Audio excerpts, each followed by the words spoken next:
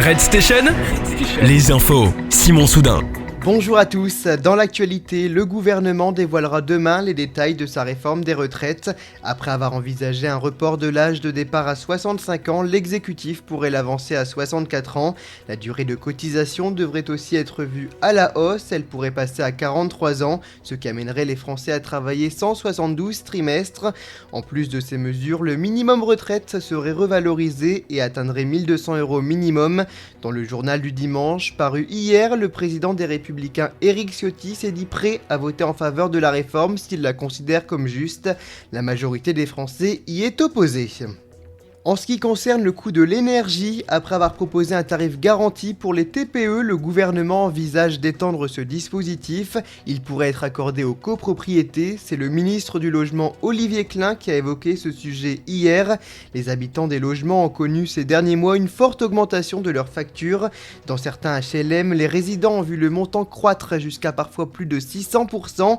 De leur côté, les TPE, très petites entreprises, paieront au maximum 280 € par mégawattheure en 2023. Des personnalités du monde de la culture réclament l'interdiction de la chasse à courre. Il s'agit d'une pratique dans laquelle une meute de chiens poursuit un animal. Ils sont 50 à avoir signé une tribune parue dans le journal Le Monde. Parmi eux, on retrouve Laurent Baffy, Brigitte Bardot ou encore Josiane Balasco. Ils considèrent cette pratique archaïque et cruelle et dénoncent la mort violente que peuvent subir les animaux. Ce lundi, le gouvernement doit présenter des propositions de mesures visant à réduire le nombre d'accidents provoqués par la chasse. Le ministre de l'économie Bruno Le Maire s'est exprimé hier après-midi à propos des influenceurs. Il a indiqué vouloir créer un code de bonne conduite pour cette profession. L'objectif est d'empêcher les personnalités très suivies sur les réseaux sociaux de mentir sur les produits qu'elles mettent en valeur.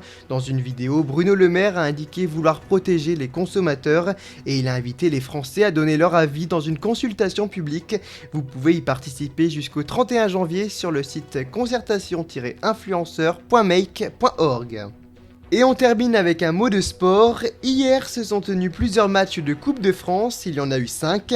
3 équipes de Ligue 1 accèdent au 16e de finale, Lorient, Reims et Ajaccio. L'équipe de Belfort et de Chamalières sont également sortis vainqueurs de leur match. C'est la première fois que Chamalières atteint les 16e de finale.